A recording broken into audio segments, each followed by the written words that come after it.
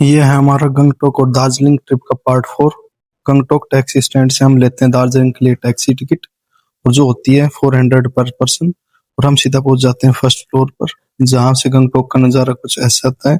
उसके बाद अपनी टैक्सी ढूंढकर सबसे पहले रखते हैं बाबू भैया का सामान, जिसमें उनकी चूड़ियां थी जो टूटने का डर था। फिर बाबू भैया बन जाते हैं केजरीवाल, क्योंकि वो ध्रुव राठी केजरीवाल और मोदी के फैन है। फिर हम निकल पड़ते हैं अपनी मंजिल की ओर, जहाँ पे ताप्ती नदी किसी नागिन की तरह हमारा पीछा कर रही होती है। उससे बचने के लिए हम सीधा पहुंच जाते हैं बाबा भैरव की गुफा में, जो हमें सीधा ले जाती है लामाहाटा। लामाहाटा दार्जिलिंग और गंगटोक के बीच में एक स्टॉपेज पॉइंट है, जहाँ पे काफी अच्छे होटल्स हैं। तो यहाँ का नज़ारा कुछ ऐसा होता है। तो होटल्स पे जाके मैं अपने लिए एक चाउमीन प्लेट ऑर्डर करता हूँ। इतने में बाबू भैया मौका देख के मेरे स्प्राइट पे कर देते हैं हाथ साफ, और बहाना बताते हैं कि स्प्राइट पीने से उनको पलटी नहीं लगेगी।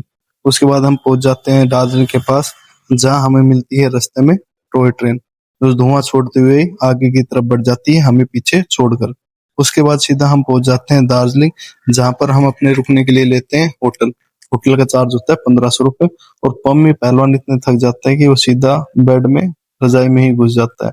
उसके बाद सबसे पहले पेट पूजा करते हैं।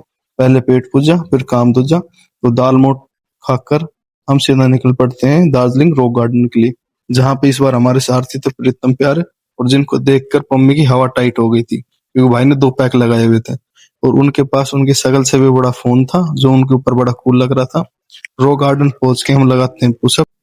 पुष्पा राज झुकेगा नहीं साला, लेकिन क्या करे, रास्ते में पहाड़ ऐसा आ गया तो थोड़ा वहां से झुक के निकलना पड़ता है, धीरे धीरे अपने चेहरे को बचाते हुए।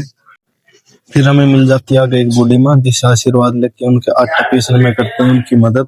और आटा पीसने में मदद करके वापस हम पहुंच जाते हैं अपने सारथी के पास, प्रीतम प्यारे, जो बहुत हैवी ड्राइवर है। बाकी वजन तो उनमें 40 किलो है, लेकिन हैवी ड्राइविंग करते हैं 80 किलो की। टॉय ट्रेन को वापस पीछे छोड़ के हम वापस चलते हैं अपनी अगली मंजिल की ओर। और जानने के लिए आप हमें फॉलो एंड सब्सक्राइब करते हैं। तब तक के लिए राम राम।